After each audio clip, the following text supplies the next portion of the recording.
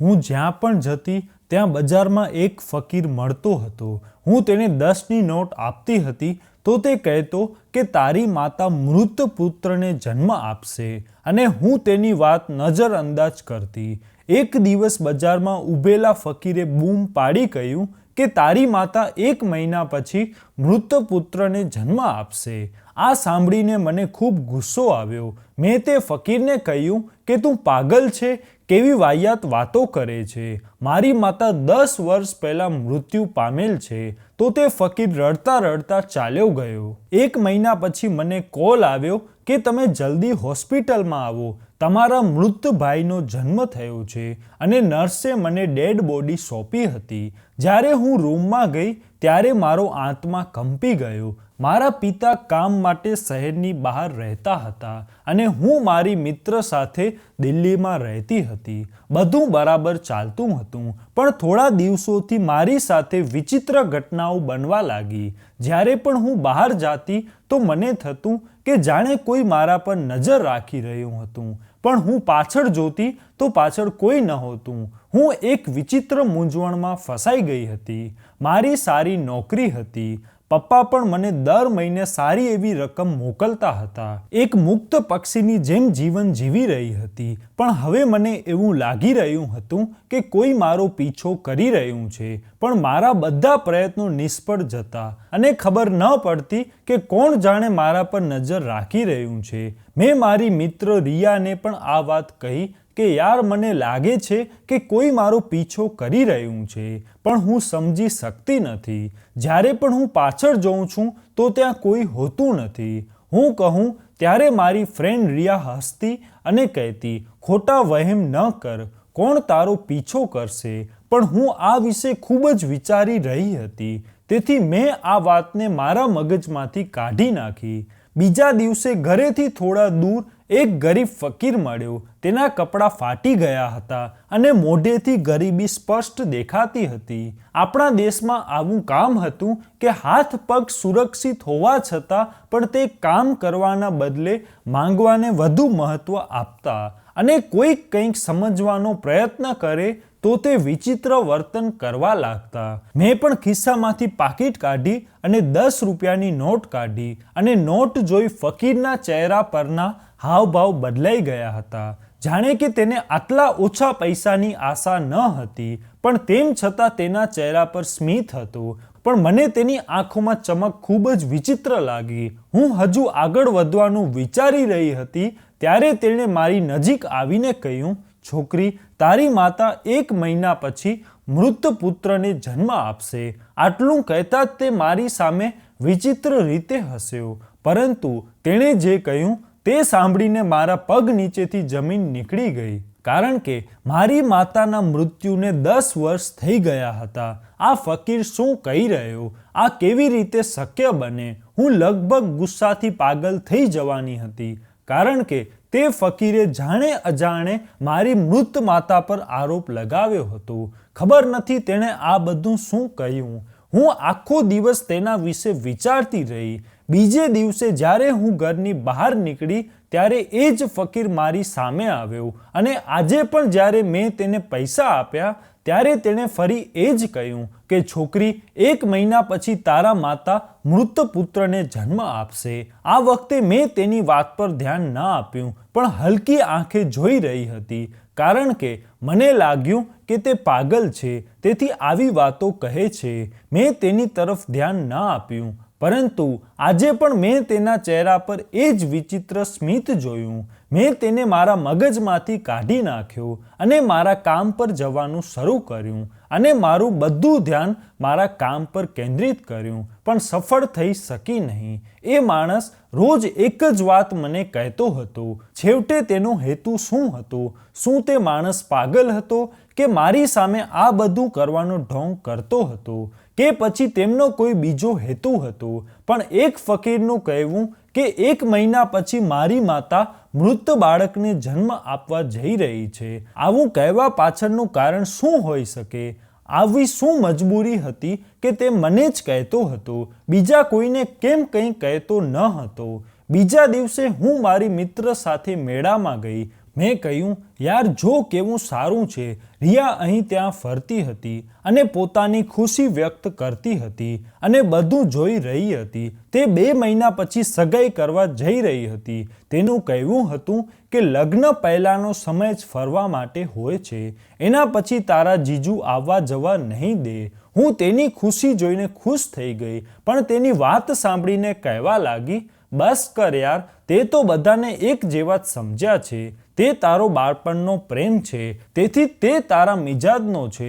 નહીં તો અજાણ્યો છોકરો કેવો હોય કોણ જાણે.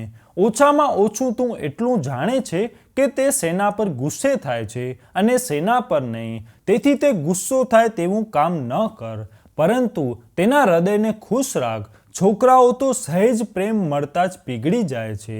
મેં હસતા હસતા કહ્યું, પણ જ્યારે મારી નજર સામે પડી તો મને હેરાનગી થઈ, કારણ કે એ જ પાગલ વ્યક્તિ ખૂણામાં ઊભેલા કોઈ માણસ સાથે વાત કરવામાં વ્યસ્ત હતો.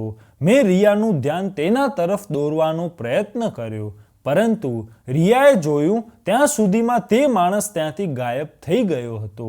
હેરાનગીના પહાડો મારા પર પડ્યા હતા. આવું કેવી રીતે બને? તે ફકીર સારા કપડાં પહેરીને ઊભો હતો અને કોઈની સાથે વાત કરતો હતો. એ માણસ ત્યાં આટલા સરસ કપડાં પહેરીને ઊભો શું કરી રહ્યો હતો? રિયા મારા ચહેરા પરનો ઉડતો રંગ જોઈને મુશ્કેલીથી મારી સામે જોવા લાગી. કહેવા લાગી, શું થયું? તારા ચહેરાનો રંગ કેમ ઉડી ગયો છે? રિયાએ મને પૂછ્યું, તું કયા ફકીર વિશે વાત કરતી હતી? તેની વાત સાંભળીને મને મારી માનસિક સ્થિતિ પર ગુસ્સો આવ્યો. આ વાત મેં પહેલાં જ રિયાને કહી હતી, તો કહેવામાં શું વાંધો હોત? એટલે મેં ઝડપથી કહ્યું, એ માણસ એક ભિખારી છે જે મને રોજ બોલાવે છે અને કહે છે 1 મહિના પછી મારી માતા મૃત બાળકને જન્મ આપશે. મેં તેને કહ્યું અને તે મને સમજાવવા લાગી કે હા, તે પાગલ છે. આમાં વાંધો શું છે? તારા ચહેરાનો રંગ કેમ ઉડી ગયો છે? તેને સામાન્ય શબ્દોમાં કહ્યું. મેં કહ્યું, અરે તે જોયું નહીં? તેને સૂટ બૂટ પહેર્યા હતા અને કોઈ માણસ સાથે વાત કરતો હતો.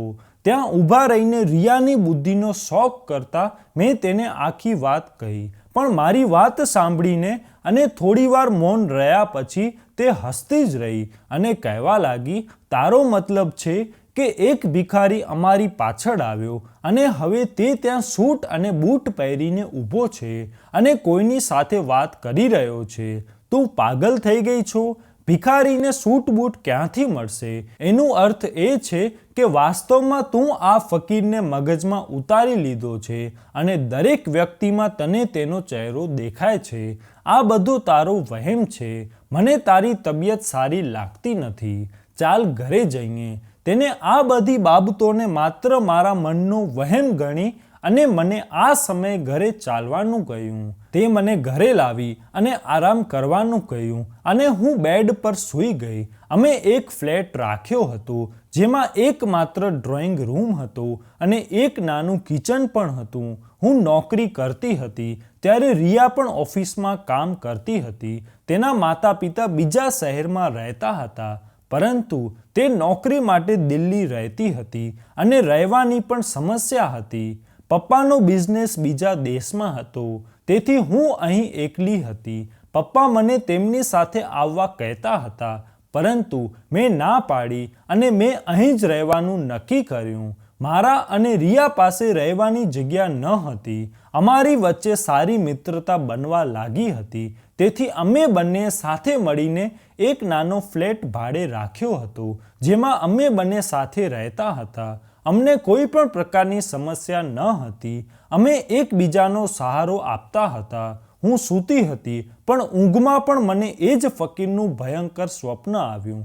તે મારી તરફ ખૂબ જ વિચિત્ર બાળક લઈ વધી રહ્યો. પછી તે જ ક્ષણે બધું બદલાઈ ગયું અને બાળક મારી માતાના હાથમાં હતું અને તે બૂમો પાડી રહી હતી કે આ તારો ભાઈ છે અને તું તેની કાતિલ છો. મારી ચીસ નીકળી ગઈ. રિયાએ મારો અવાજ સાંભળ્યો તો દોડતી મારી પાસે આવી. તેણે મને પાણીનો ગ્લાસ આપ્યો અને એક શ્વાસમાં હું આખો ગ્લાસ પી ગઈ. મેં કહ્યું, રિયા, મેં બહુ ભયંકર સ્વપ્ન જોયું છે. એ જ ફકીર આવ્યો હતો મૃત બાળક લઈને, પછી મારી માતા પણ મૃત બાળક સાથે ફરી આવી. તે મને તે બાળકની કાતિલ કહીને બોલાવતી હતી, પણ મેં કોઈ કતલ કર્યું નથી અને મારી માં મરી ગઈ છે. આ બધું કેવી રીતે બને? રિયા, હું પાગલ થઈ જઈશ. રિયાએ કહ્યું, તે ફકીર વિશે વારંવાર વિચારીને તે તારી તબિયત બગાડી છે, જેના કારણે તને ખરાબ સપના આવે છે.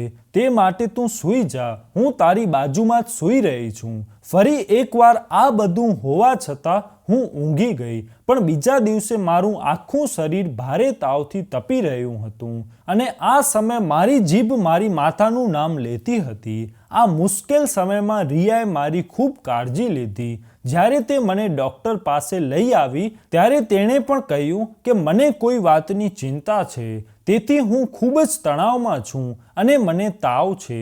રિયાએ મારા માથા પર ઠંડી પટ્ટીઓ રાખી. સાંજ સુધીમાં મને કંઈક સારું લાગ્યું. બીજા દિવસે હું ફરી એકવાર ઘરની બહાર નીકળીને પોતાનું કામ પૂરું કરવા ઓફિસ ગઈ. હવે મેં એ ભિખારીને મારા મગજમાંથી સંપૂર્ણ રીતે કાઢી નાખ્યો હતો. જ્યારે રજાનો સમય હતો ત્યારે હું બજારમાં ગઈ અને મારા માટે થોડી ખરીદી કરી. ત્યારે મને લાગ્યું કે કોઈ મારી પાછળ આવી રહ્યું છે, પરંતુ જ્યારે મેં પાછળ જોયું તો ત્યાં કોઈ ન હતું. મેં બધી ખરીદી કર્યા પછી ભૂખને લીધે મેં કંઈક ખાવાનું નક્કી કર્યું. ત્યારે રસ્તામાં રિયા પણ મને મળી ગઈ. અમે બેસીને જમી રહ્યા હતા. ત્યારે મેં એ જ ફકીરને જોયું. આ વખતે મેં મારા પર્સમાંથી 100ની નોટ કાઢી અને તેને આપી તો મને જોઈ રિયાએ પણ તેને 100ની નોટ આપી. એણે કહ્યું, પ્રાર્થના કરજો મારો પતિ મને ખૂબ પ્રેમ કરે અને અમારું લગ્ન જીવન વધુ સારું બને. ફકીરે તેને આશીર્વાદ આપ્યા અને ભરેલા બજારની વચ્ચે ચીસો પાડીને કહ્યું, પરંતુ તેની માતા 1 મહિના પછી મૃત બાળકને જન્મ આપશે. આટલી મોટી ભીડમાં તેમના મોઢેથી મારી માતા વિશેના આવા શબ્દો સાંભળીને મને બહુ ગુસ્સો આવ્યો અને મેં તેને ખેંચીને તેના મોઢા પર થપ્પડ મારી. મેં કહ્યું, તમારી બકવાસ બંધ કરો અને મારી માતાને મરી ગયાને પહેલાં તો 10 વર્ષ થઈ ગયા છે. તમે મારી મૃત માતા માટે આવા શબ્દોનો ઉપયોગ કરી રહ્યા છો. જ્યારે મેં તેને જોરથી થપ્પડ મારી ત્યારે મારી મિત્ર અને બીજા લોકોએ આવીને અમારો બચાવ કર્યો. હું ગુસ્સાની હાલતમાં ઝડપથી ત્યાંથી નીકળી ગઈ. હું સહન ન કરી શકી.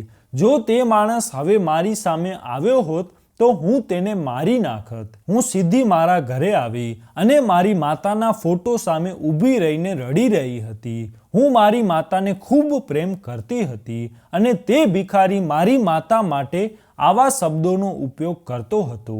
તેથી મારું લોહી ઉકળતું હતું, પણ હું કેટલું સહન કરતી. તેથી આજે તે ભિખારી પર મારો હાથ ઉપડી ગયો, પણ ખૂબ જ વિચિત્ર હતો. ક્યારેક તે ફાટેલા કપડામાં ભીખ માંગતો હતો અને ક્યારેક તે સૂટ અને બૂટ પહેરીને ઊભો હતો અને કોઈ સાથે વાતો કરતો હતો. છેવટે મારી માતા વિશે મને આવી વાતો કહેવા પાછળનો હેતુ શું હતો?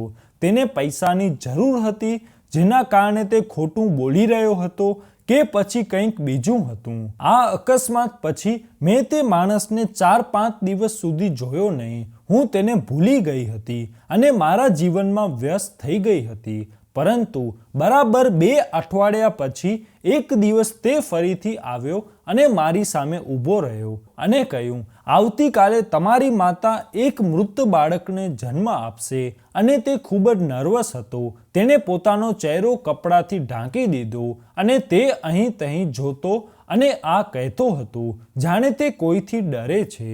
મને તેની વાત પર ગુસ્સો તો બહુ આવ્યો, પણ હવે મેં તેની હાલત જોઈ. તે ખૂબ જ ખરાબ હાલતમાં હતો અને સુકાઈ ગયો હતો, જાણે કે તેને કંઈ ખાધું નથી કે પીધું નથી. હું તેને કંઈ કહું તે પહેલાં જ કોઈ કારણોસર તેણે મારો નંબર માંગવાનું શરૂ કર્યું. એના ચહેરા પરથી ભય દેખાતો હતો, જે બાદ તે ઝડપથી ત્યાંથી ભાગી ગયો. જ્યારે મેં આજુબાજુ જોયું ત્યારે મને એવું કંઈ દેખાયું નહીં જેના પર હું શંકા કરું, પણ હવે હું પરેશાન થઈ ગઈ હતી.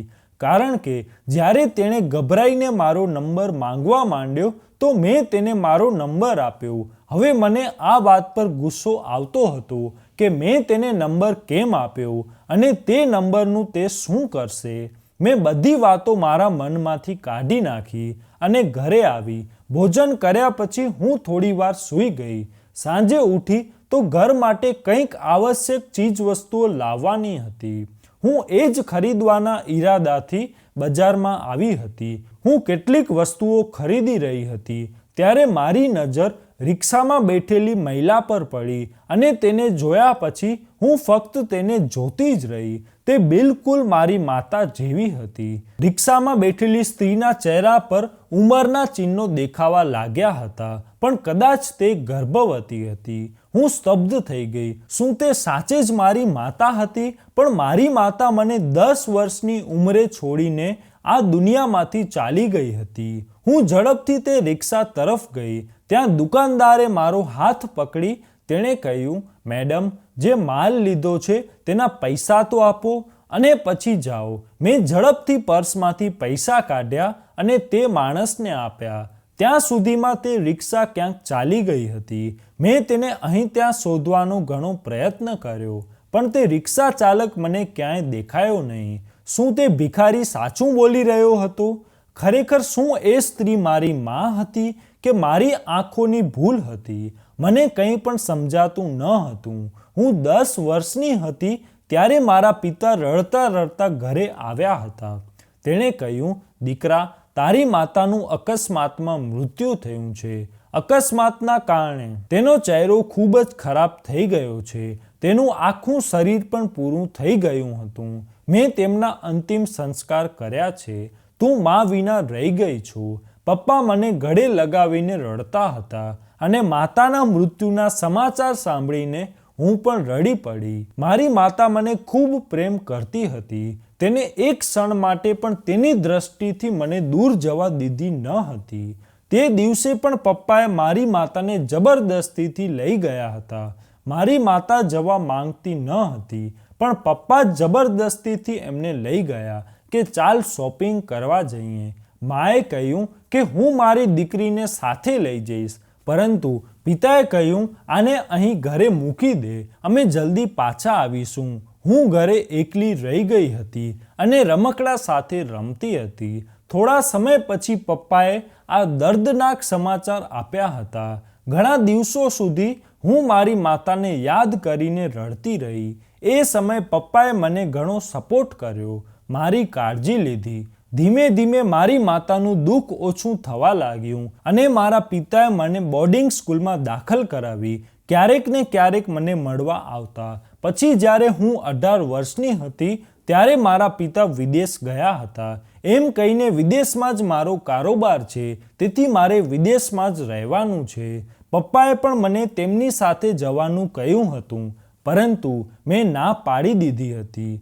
પરંતુ આજે જ્યારે મેં મારી માતા જેવી મહિલાને રિક્ષામાં જોઈ ત્યારે મારા મનમાં સેંકડો સવાલ ઉઠવા લાગ્યા. બીજી તરફ ભિખારીના શબ્દો પણ મારા મનમાં ફરવા લાગ્યા. તેથી મેં વિચાર્યું કે હું પિતા સાથે ફોન પર વાત કરીશ અને તેમને પૂછીશ, આ બધું શું છે? શું તેણે ખરેખર મારી માતાનો પોતાના હાથે અગ્નિ સંસ્કાર કર્યો હતો કે મારી માતા જીવતી હતી? અને તે ભિખારીનો મતલબ શું હતો? શું ભિખારી સાચો હતો? પણ આ કેવી રીતે શક્ય બન્યું? પપ્પા દેશની બહાર હતા, તો મારી માતા ગર્ભવતી કેવી રીતે થઈ શકે? આ બધી બાબતો કેવી રીતે સાચી હોઈ શકે? હું હજુ ઘરે પહોંચી પણ ન હતી ત્યારે તે ફકીર મારી સામે આવ્યો અને બોલ્યો, તમારી માતા સિટી હોસ્પિટલમાં મૃત બાળકને જન્મ આપવાની છે. એટલું કહીને તે ત્યાંથી નીકળી ગયો હતો. હું તેની પાછળ દોડી, પરંતુ તે ચાલ્યો ગયો હતો અને હું નિરાશ થઈને પાછી આવી. ત્યારે મારા નંબર પર કોઈનો કોલ આવ્યો. મેં ઝડપથી કોલ ઉપાડ્યો તો કોઈ નર્સ બોલી, તમે જલ્દી હોસ્પિટલ આવો, તમારી માતાએ મૃત બાળકને જન્મ આપ્યો છે. તેણે હોસ્પિટલનું નામ લઈ ફોન બંધ કરી દીધો. આ બધું શું થઈ રહ્યું હતું? આ બધું જાહેર કરવા માટે મારે હોસ્પિટલમાં જઈને આ રહસ્ય જાહેર કરવાની જરૂર હતી. મેં તેના વિશે વિચાર્યું હતું કે એ પછી હું પિતાજીને ફોન કરીને બધું પૂછીશ, પણ મને ખબર ન હતી કે મારી સાથે આગળ શું થવાનું છે. મારી સામે કયું સત્ય પ્રગટ થવાનું હતું. હું હોસ્પિટલ પહોંચી તો નર્સે મને એક મૃત બાળક આપ્યું અને રૂમ તરફ ઇશારો કર્યો. જ્યારે હું રૂમમાં ગઈ તો મારો આત્મા કંપી ઉઠ્યો. તે ભિખારી ત્યાં બેઠો હતો, જ્યારે એક નબળી સ્ત્રી ખરાબ હાલતમાં પલંગ પર સૂતી હતી. મેં તેને ખૂબ ધ્યાનથી જોવાનું શરૂ કર્યું અને થોડી જ વારમાં મારા માથે આકાશ તૂટી પડ્યો, કારણ કે બીજું કોઈ નહીં પણ મારી માં હતી. મેં બાળક ભિખારીને સોંપ્યું અને આતુરતાથી મારી માતાના હાથ અને કપાળને સ્પર્શ કરવા લાગી. હું મારી આંખો પર વિશ્વાસ કરી શકતી ન હતી.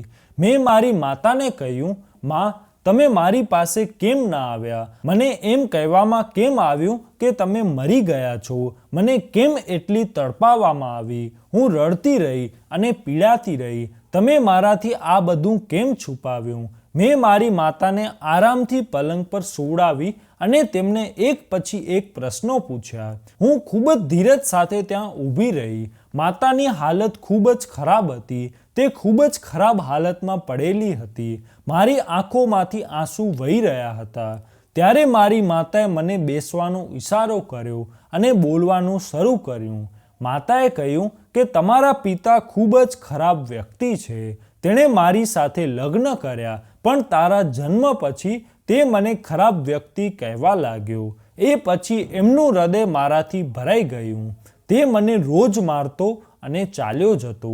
એક દિવસ તો તેણે મારી દુનિયા છીનવી લીધી. તેને તલાક આપી દીધા. આ સમાચાર સાંભળ્યા બાદ મારા માતા પિતા આ આઘાત સહન ન કરી શક્યા અને આ દુનિયા છોડી ગયા. હું ક્યાં જાતી? તેથી અહીં જ બેઠી રહી. રાત્રે તારા પપ્પા નવી છોકરી લઈને ઘરે આવ્યા. આ છોકરી બહુ અમીર છે. હું લગ્ન કરીને તેની સાથે ચાલ્યો જઈશ અને તું અહીંથી જા. હું તારા પિતાના પગે પડી અને કહ્યું, આવું ન કરો. અમારી એક નાની છોકરી છે જે અમારા બંને વિના અધૂરી રહેશે. તારા પપ્પાએ કહ્યું, રૂપાલી મારી સાથે જ રહેશે, તારી સાથે નહીં જાય. તે દિવસે પણ તે મને જબરદસ્તી લઈ ગયા હતા. હું જાણતી હતી કે હું તને હવે જોઈ શકીશ નહીં. હું ઈચ્છતી હતી કે રૂપાલી તું મારી સાથે આવે, પણ તારા પિતા સંમત ન થયા અને બળજબરીથી મને લઈ ગયા અને એક NGOમાં છોડી દીધી અને કહ્યું, તું ઘરે આવીશ તો તારા ટુકડા કરી દઈશ અને તારી સામે તારી દીકરીને પણ. મેં મોં પર હાથ મૂકી દીધો. મેં કહ્યું, હું વચન આપું છું, હું ક્યારે પાછી નહીં આવીશ અને રૂપાલીનો સામનો નહીં કરીશ. તમે તેને કંઈ નહીં કહો અને તેને સારી રીતે પાડશો. તેથી હું ફરી ક્યારે આવી નથી અને હું એક NGOમાં રહેવા લાગી અને ત્યાં પણ પોતાનો સમય પસાર કરતી હતી. પણ ત્યાં પણ જાનવર રહેતા હતા. તેને મારી ઇજ્જત બગાડવાની કોશિશ કરી. તેથી હું ત્યાંથી પણ ચાલી આવી. પછી મને રમેશ મળ્યો, જે ગરીબ હતો. તેણે મને રહેવા માટે જગ્યા આપી અને પછી થોડા મહિના પછી મારી સાથે લગ્ન કરી લીધા. તારા પપ્પાને ખબર પડતા જ તે મારો દુશ્મન બની ગયો. જ્યાં પણ રમેશ કામ કરતો ત્યાં ખબર નહીં તે શું અફવા ફેલાવતો હતો ને રમેશને કામમાંથી કાઢી નાખવામાં આવતો. રમેશને બાળકનું સુખ ન આપી શકી, કારણ કે દર વખતે મારા ગર્ભમાં મારું બાળક મૃત્યુ પામતું હતું અને આજે આટલા વર્ષો પછી ભગવાને બાળક આપ્યું તો પણ મૃત બાળકનો જન્મ થયો. ડૉક્ટરે પહેલાથી જ કહ્યું હતું કે બાળકના જીવનના ખૂબ જ ઓછા ચાન્સ છે.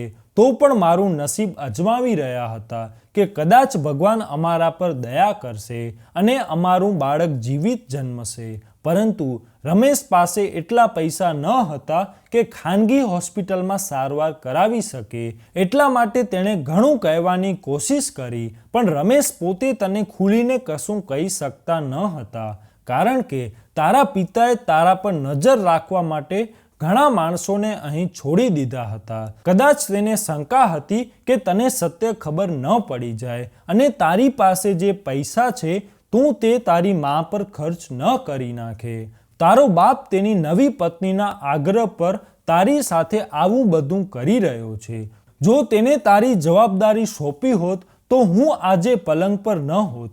મારી માતા રડવા લાગી. હું મારી માતાને અને તેના પતિ રમેશને મારા ફ્લેટમાં લઈ આવી. મારા ખાતામાં એટલા પૈસા જમા હતા કે હું એક ફ્લેટ ખરીદી શકું, કારણ કે મારા પિતા પણ મને દર મહિને પૈસા મોકલતા હતા અને મારી પોતાની નોકરી પણ સારી હતી. બસ ક્યારેય કોઈ જરૂરિયાત ઊભી થઈ ન હતી મારું પોતાનું ઘર બનાવવા માટે. પરંતુ જ્યારે હું મારી માતાને ઘરે લાવી તો મેં એક ફ્લેટ ખરીદી લીધો અને તેની સાથે રહેવા લાગી. હું તેમની સંભાળ રાખું છું અને સાચા શબ્દોમાં મેં મારી માતા અને તેમના પતિ રમેશની તેમની પુત્રી તરીકે દર્શાવી હતી. હવે મારા માતા પિતા મને એટલો પ્રેમ કરે છે કે મને કોઈ કમી નથી લાગતી. મારા સોતેલા પિતા મને સાચા પિતા કરતાં વધુ પ્રેમ કરતા હતા. મેં મારા પિતા રમેશને પણ નોકરી અપાવી. હવે તેના માથા પરથી પણ બોજ હટી ગયો હતો કે તે મારા પૈસા પર જીવી રહ્યા છે. મારા સાચા પિતાને તેની પત્નીને ત્યાંની પોલીસે ડ્રગ્સ વેચવા અને કારોબાર કરવા બદલ આજીવન કેદની સજા ફટકારી હતી. મારા પિતાએ મને ફોન કર્યો અને મદદ માટે બોલાવવામાં આવી હતી, પરંતુ મેં તેમની સાથે વાત કરી ન હતી અને હું તેને મદદ માટે ત્યાં જવાની પણ ન હતી, કારણ કે હું તે માણસને નફરત કરતી હતી, જેના કારણે મારી માતા મૃત્યુના આરે હતી. મારી માતા મૃત્યુ પામતા પહેલાં મારી પાસેથી છીનવાઈ ગઈ હતી. અત્યારે અમે બધા અમારા જીવનમાં ખૂબ ખુશ છીએ. તો મિત્રો, આ વાર્તા તમને કેવી લાગી? કોમેન્ટ કરીને જરૂરથી જણાવજો અને પસંદ આવી હોય તો વિડીયોને લાઈક, શેર અને આપણી ચેનલને સબસ્ક્રાઈબ જરૂર કરજો. જય શ્રી કૃષ્ણ.